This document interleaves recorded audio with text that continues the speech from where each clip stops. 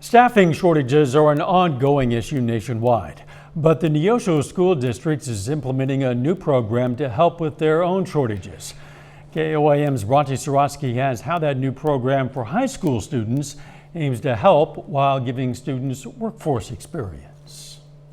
The Neosho School District is unfortunately no stranger to staffing shortages. We started losing staff members. We've stayed understaffed in our custodial department. This lack of staffing, specifically in the custodial department, has made it harder for the district's custodial team to keep the district clean, something that's become even more important during the pandemic. It just makes it harder to get the schools clean and disinfected like they should be. To remedy this issue, the district has launched a new program to get more staff members. Who would they be hiring? Hiring students. I hope to have more hands to help get our schools clean and safe. The idea to hire students isn't new.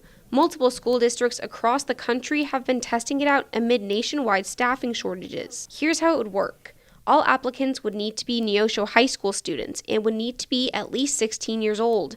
They'd also need at least a 2.0 GPA and have reliable transportation. The district says they hope it can not only help with staffing, but also give students valuable work experience. I think it's a win-win for our school system, and I think it's a win-win for our kids. Maybe we instill some work ethic in them where they are getting paid, and then we're cleaning our schools and keeping them good for our community, our students. It would give students the chance to learn some new skills and alleviate the ongoing workforce shortage. I'm really excited about this program, and our community is excited about it too. I have a lot of people approach me and ask me about it, and I've had a lot of positive comments on this new program. In Neosho, Bronte Sorotsky, KOAM News.